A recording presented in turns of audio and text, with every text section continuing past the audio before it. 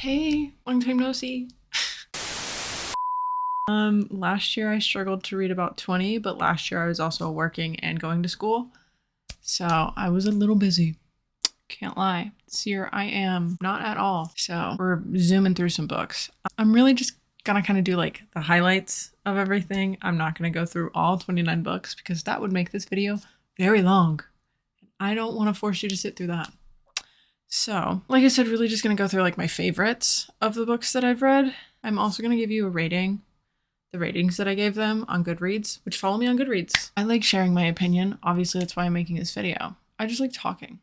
And whoever will listen, love you.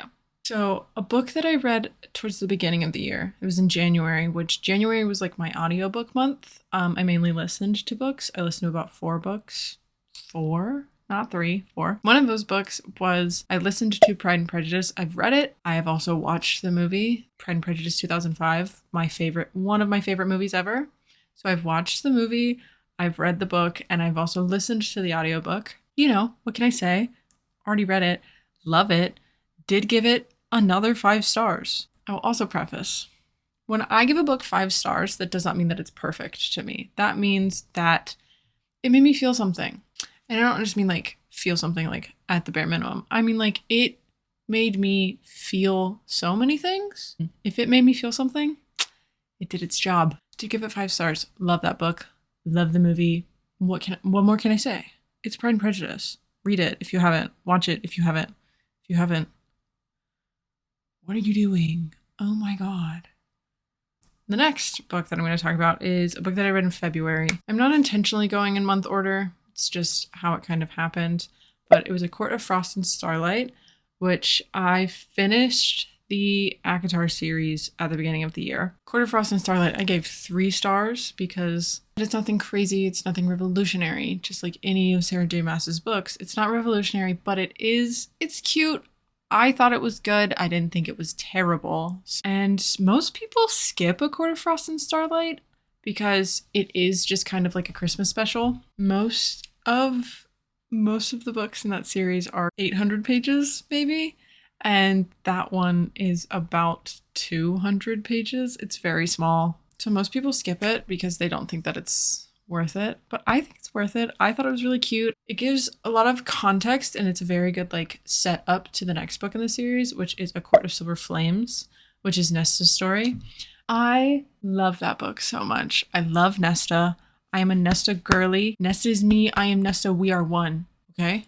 I relate to her so much. It's insane. Also, do you want to get an idea of how much I loved A Court of Silver Flames? Look at this shirt that I'm wearing currently. Yeah.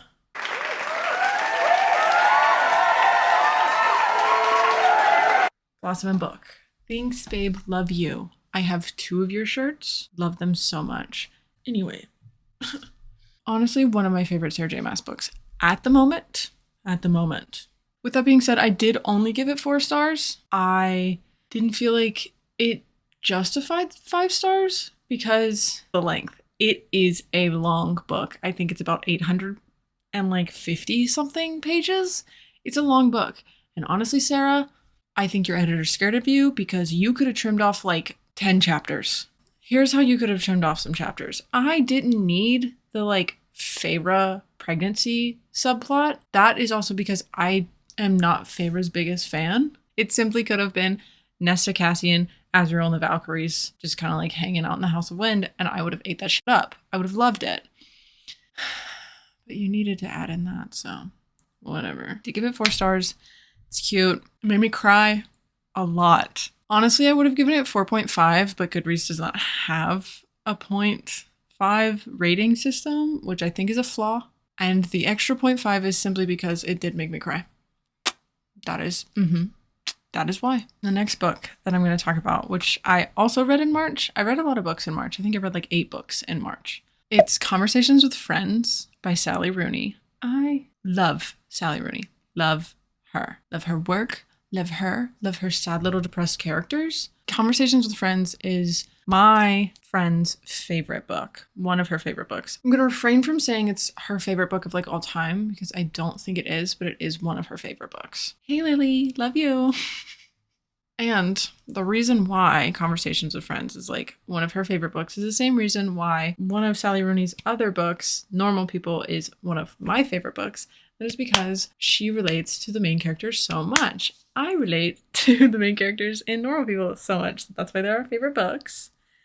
We love depressed Irish people. I love that book. I think it was a Sally Rooney book in the best way possible. My review, which I gave it 4 stars, my review was simply, I will never not be amazed by Sally's ability to emotionally wreck me in such few words. Because when I'm telling you, I cried. I cried when Frances went to the hospital. I cried in the church scene towards the end of the book. I cried at the end of the book just simply because of how it ended. If you know how it ends and you love Sally Rooney, you know what I'm talking about. I just love the way she writes, and I love the way that she like explains things. It is so mundane, but it's so beautiful to me. Next is Icebreaker. I'd been hearing people talk about Icebreaker for the longest time, and I was like, okay, not really a romance girly, but you know what I am?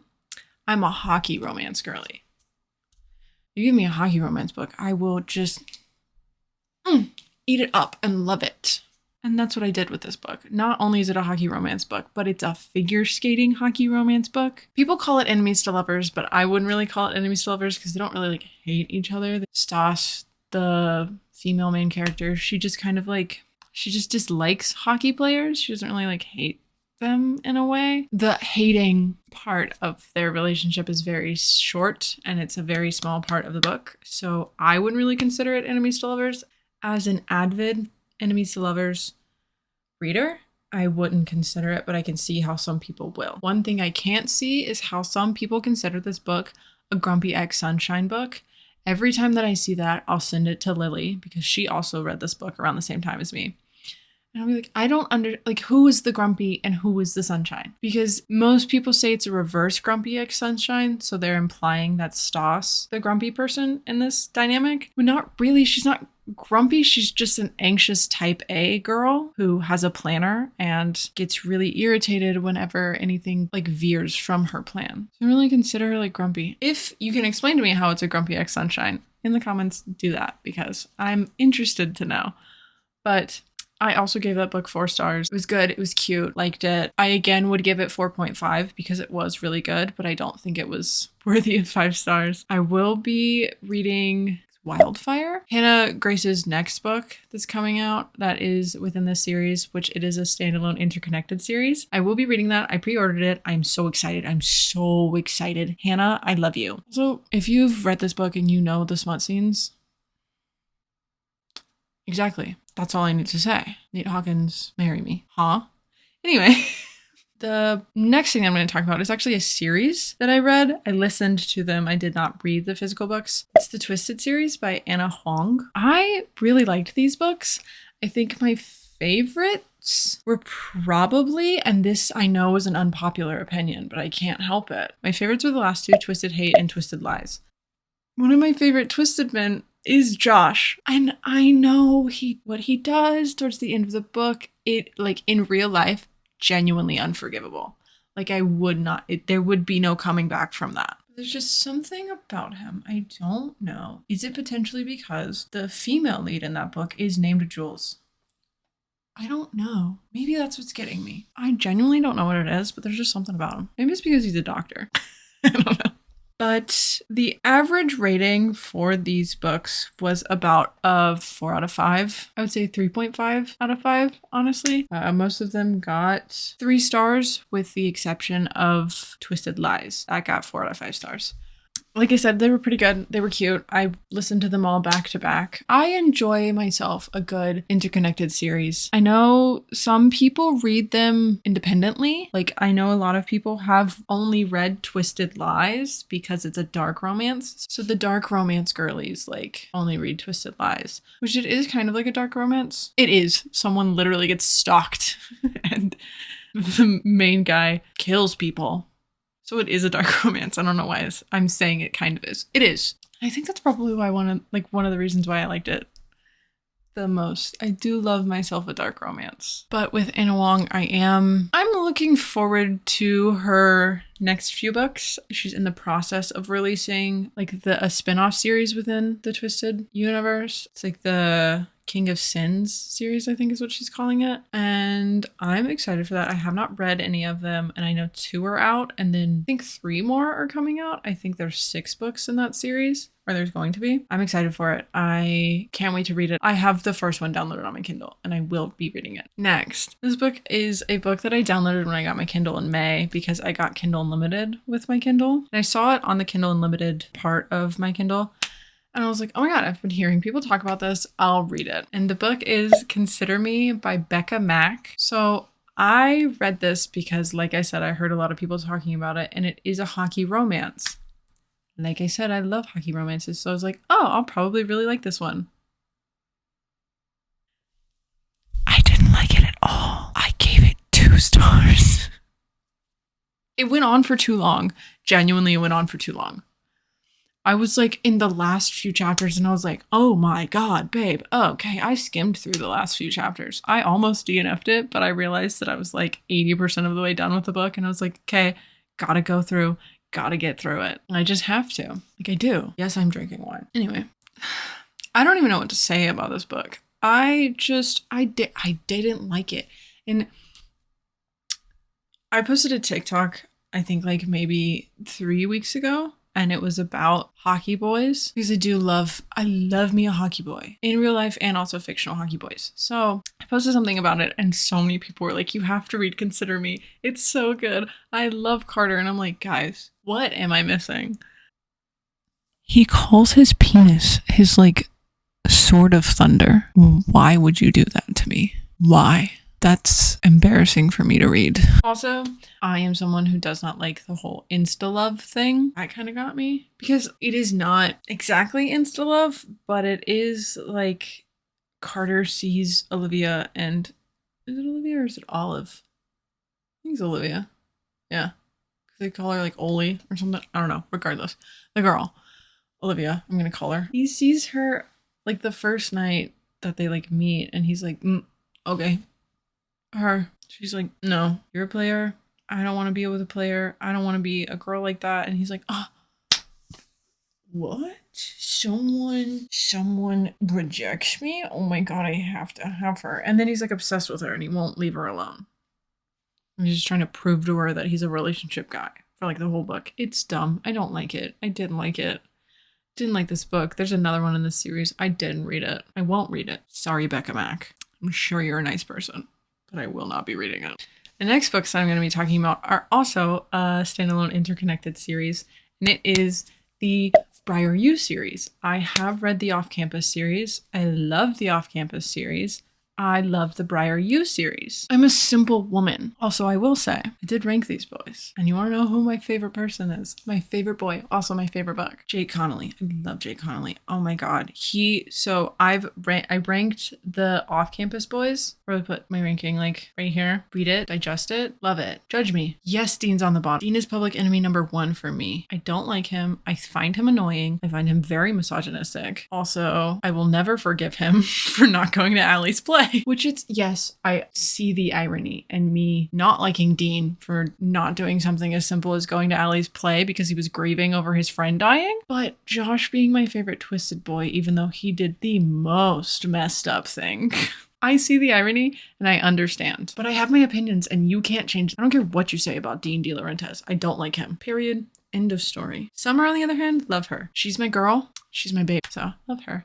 So Brenna, love her too. I just want to like hug her and love her so much. She doesn't deserve anything bad in the world. She also bagged the baddest guy in the Briar U series. So gotta love her for that. Demi and Taylor, which are the last 2 girls in the Briar U series, they're okay. Don't love them. Don't hate them. Found Demi's voice actress, because I listened to these books. Found Demi's voice actress a little annoying. That's not her fault. That's just me. Sure, she's a nice person. Taylor was okay. I found that book a little triggering. Some of the things that like were written with Taylor's like inner monologue and stuff, because she's described as like a bigger girl. In no way is she described like fat. She's just curvy. Her relationship with food was kind of triggering to me personally. I'm someone who very much advocates for checking trigger warnings before you read any books, even like romance books, because some of those can have some minor and like sneaky triggers. So I definitely suggest all of that. But the average rating for most of those books, it's a 4 out of 5 stars. The only one that I didn't give 4 out of 5 stars is the play, which is Hunter Davenport and Demi. The last books that we're going to talk about, which the first one I read in April, and I just finished the second one. I'm on the third one right now, is the Throne of Glass series by Sarah J Maas. I am in the trenches of what I like to call the SJMCU, the Sarah J Maas multiverse. So I am trudging my way through Throne of Glass. I don't think it's bad. I do think this is her more fantasy-focused series. It has romantic undertones to it, but it's not focused on the romance as much as I would say ACOTAR is or Crescent City. So that's why I think it's her more fantasy-heavy series. But it is good. I like it. I think it is well thought out story and a very engaging fantasy world. It spreads out the world building throughout the first few books, which I think is good because one of my critiques with the Crescent City book, especially the first one, is that you just kind of get like an info dump at the beginning of the book for like the first, I want to say like 10 chapters. You just kind of get an info dump on how their world works, and it's hard to keep track of. I like at the beginning of Throne of Glass, you're just kind of like thrown into like the middle of a story, essentially. You're thrown in the middle of Selena's story. Things have already happened, and they just kind of like, they just vaguely mention it, and you're just supposed to be like, okay, cool. Because then you get to the prequel. There's a huge debate on what order you're supposed to read these books. So I am reading Assassin's Blade right now. It is the third book for me. I know some people say it should be the first. Some people say that it should be the fourth. Some people say that you should like just read it whenever. Some people skip it, which I think is a bad idea. I am reading it third because that is when it was released. I'm pretty sure Assassin's Blade was released after Crown of Midnight, in between Heir of Fire.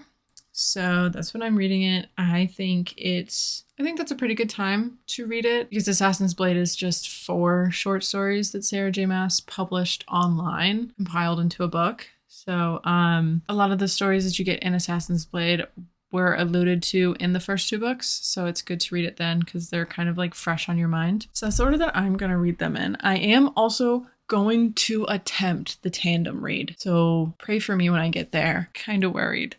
But I'm going to attempt it. Not sure if I'm going to attempt it with the physical copies that I have or on my Kindle. I have the physical paperbacks of the books, and that is how I read the first, but I read Crown of Midnight and I am reading Assassin's Blade on my Kindle because, like I said, I just read faster there and I kind of just want to like get through them. Yeah, I don't know how I'm going to do that tandem read, but I'll keep you updated. Like I said, I'm reading Assassin's Blade now. And I do have 2 other books that I am planning on reading for this month because I'm about 60% of the way done with Assassin's Blade. It should take me maybe like another week or so to get through it. So the next books that I'm going to read are Fourth Wing because people will not shut up about it on TikTok, and I am tired of being left out, so I will read it. Can't wait to be obsessed with another man who manipulates shadows. But, you know, you win some, you lose some. What can I say?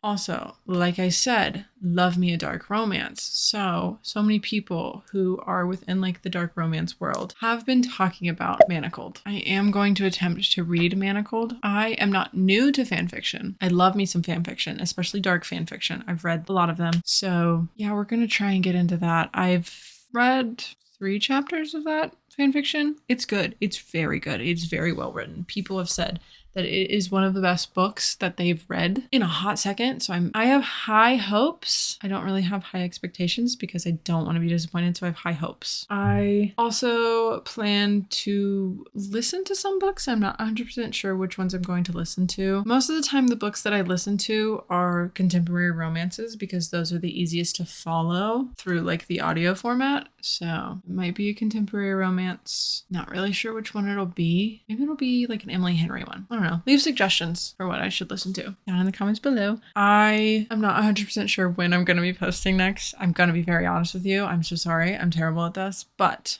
I do have ideas and I have started planning some videos and doing some research for one video in particular that'll probably be a little bit longer.